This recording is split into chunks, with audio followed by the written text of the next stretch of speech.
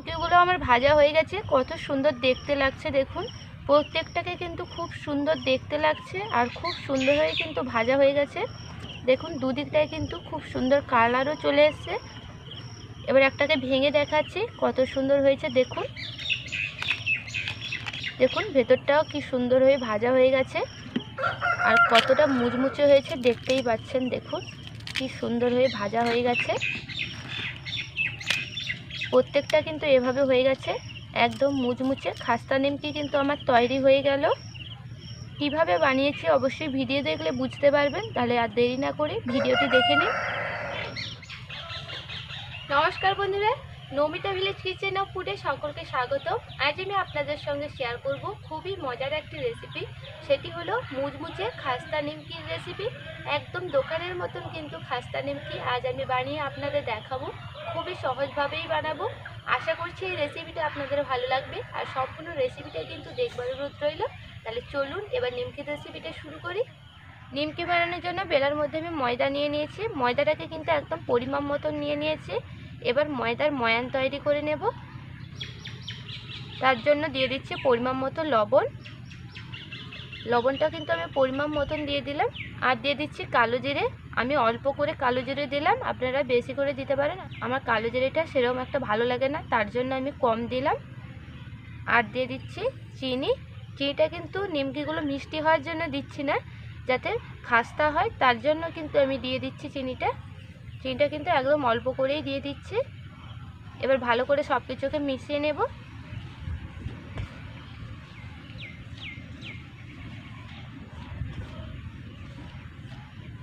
সব কিছুকে আমি ভালো করে মিশিয়ে নিয়েছি। এবার দিয়ে দিচ্ছি সাদা তেল। সাদা তেলটা আমি পরিমাণ মতন দিয়ে দিচ্ছি। তেলের পরিমাণটা কিন্তু আমি একটু বেশি দিলাম। এবার ভালো করে মিশিয়ে ময়ান তৈরি করে নেব। ময়দার ময়ানটাকে কিন্তু খুব ভালো করে তৈরি করে নিতে হবে।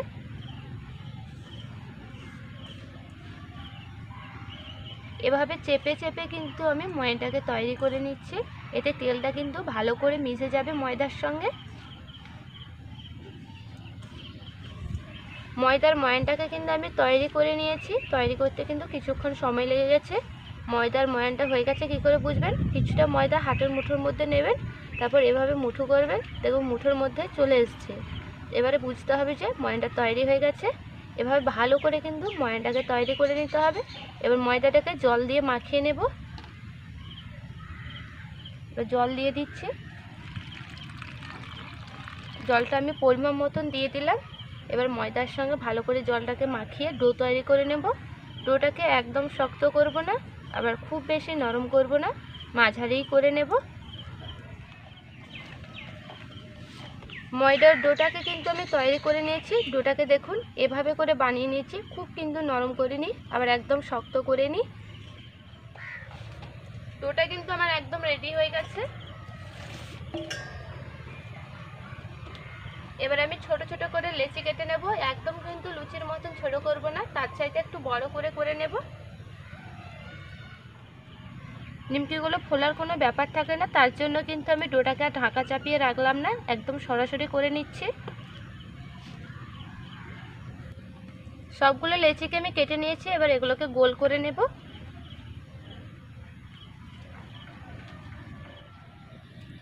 একটা লেচিকে আমি নিয়ে নিয়েছি। এবার এটাকে বেলে নেব। এটাকে কিন্তু আমি গুঁড়ি দিয়ে বেলবো। আপনারা চাইলে গুঁড়ির পরিবর্তে তেল দিয়েও বেলে নিতে পারেন। আমার গুঁড়ি দিয়ে বেলতে সুবিধা হবে, তার জন্য আমি গুঁড়ি দিয়ে বেলে নিচ্ছি। যেভাবে লুচি বেলা হয় সেভাবে কিন্তু আমি বেলে নিচ্ছি। আর খুব বেশি মোটা করব না, আর একদম কিন্তু পাতলা করব না, মাঝারি বেলে নেব। এভাবে বড় করে বেলে নিয়েছি। দেখুন খুব বেশি কিন্তু পাতলা করে নিই, আবার একদম কিন্তু মোটা করে নিই, এভাবে করে নিয়েছি। যেহেতু আমি গুঁড়ি দিয়ে বেলেছি, আর কিন্তু আমি গুঁড়ি দেব না। এবার শুধুমাত্র তেল লাগিয়ে নেব উপরটায়। চারিদিকটাই কিন্তু ভালো করে তেল লাগিয়ে নেব। চারিদিকটাই কিন্তু উপরে ভালো করে তেল লাগিয়ে নিয়েছি। এবারে কিন্তু আমি দু পাট করে দেব। এদিক থেকে এক পাট করে দিচ্ছি।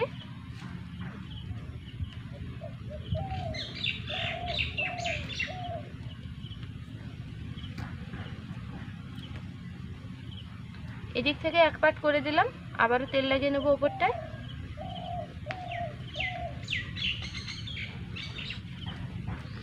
আবার এদিক থেকে এক পাট করে দেব।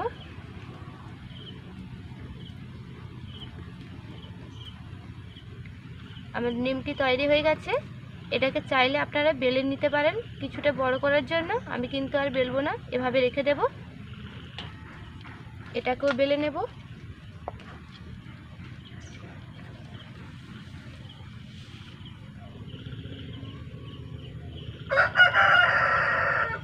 এভাবে পাট করে দিলাম, আবারও তেল লাগিয়ে নেব।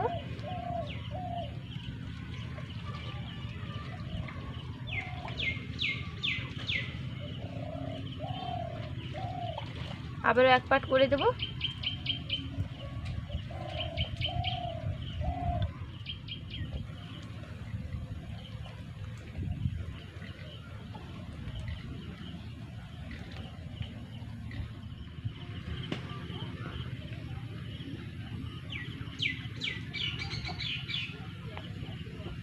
এগুলোকে আমি তৈরি করে নিয়েছি, এখনো কিন্তু বেলতে বাকি আছে, তবে এগুলোকে ভাজতে ভাজতে কিন্তু এগুলোকে আমি তৈরি করে নেব। এবার এগুলোকে আমি ভেজে নেব।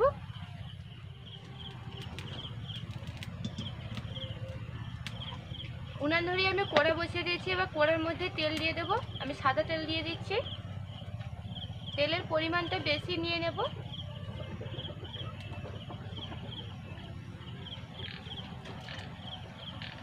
সাদা তেল আমি দিয়ে দিচ্ছি। এবার তেলটাকে ভালো করে গরম করে নেব, তবে খুব বেশি গরম করব না, মাঝারি গরম করে নেব। তেলকে আমি মাঝারি গরম করে নিয়েছি। এবার নিমকিগুলোকে দিয়ে দেব।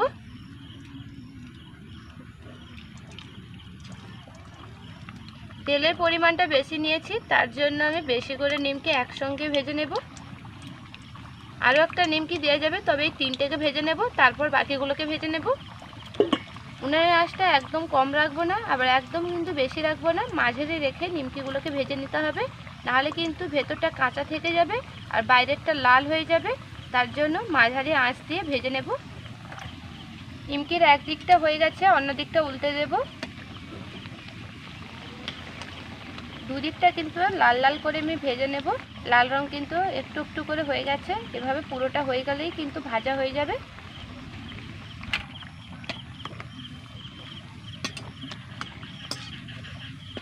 নিমকিগুলোর দুদিকটা কিন্তু লাল হয়ে গেছে, দেখুন কি সুন্দর রং হয়ে গেছে। আর কিন্তু লাল করব না, তাহলে কিন্তু চুইয়ে যাবে। এবার নিমকিগুলোকে ছেঁকে তুলে নেব। এবার ভালো করে তেল ঝরিয়ে নেব নিমকি থেকে।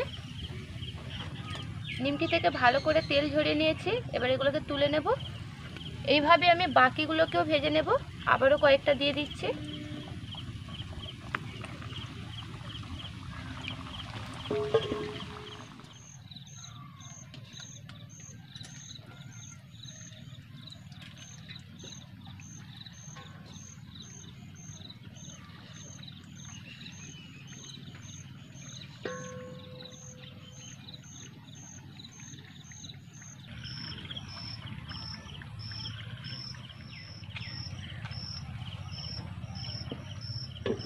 এটাকেও আমি কিন্তু একইভাবে বেলে নিচ্ছি।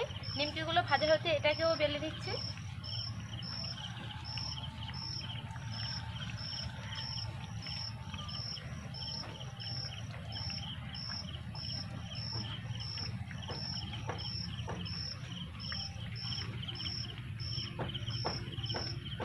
এটাকে তৈরি করে নিয়েছি। এগুলোও কিন্তু আমার ভাজা হয়ে গেছে। এগুলো দুদিকটা লাল রং চলে এসছে। এবার এগুলোকে আমি তুলে নেব।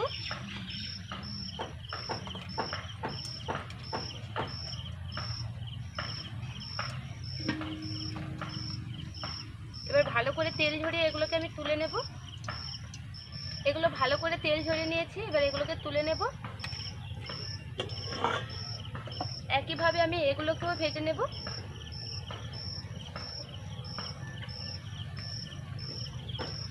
এখনো আমার তিনটে বেলতে বাকি আছে, এগুলো ভাজা হতেই তিনটেকে বেলে নেব।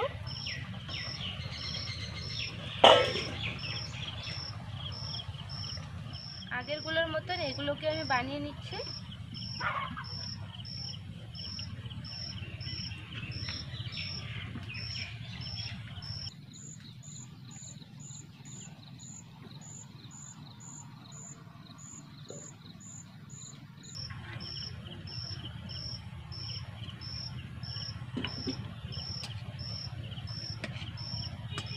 নিমকিগুলো আমার ভাজা হয়ে গেছে, কত সুন্দর দেখতে লাগছে দেখুন।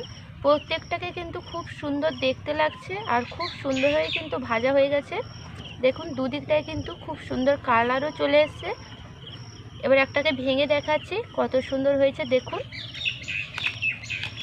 দেখুন ভেতরটাও কি সুন্দর হয়ে ভাজা হয়ে গেছে আর কতটা মুচমুচে হয়েছে দেখতেই পাচ্ছেন। দেখুন কি সুন্দর হয়ে ভাজা হয়ে গেছে। প্রত্যেকটা কিন্তু এভাবে হয়ে গেছে, একদম মুচমুচে খাস্তা নিমকি কিন্তু আমার তৈরি হয়ে গেল। আর কয়েকটা নিমকি ভাজা হয়ে গেলে কিন্তু আমার সবগুলো ভাজা হয়ে যাবে। আর ভিডিওটি ভালো লাগলে অবশ্যই বন্ধুরা লাইক করবেন, আর কেমন লাগলো অবশ্যই কমেন্ট করে জানাবেন। আর নতুন নতুন রেসিপি পেতে অবশ্যই চ্যানেলটাকে সাবস্ক্রাইব করবেন। ফিরে আসছি নতুন কোনো রেসিপি নিয়ে, ততক্ষণ আপনারা সুস্থ থাকবেন, ভালো থাকবেন। ধন্যবাদ।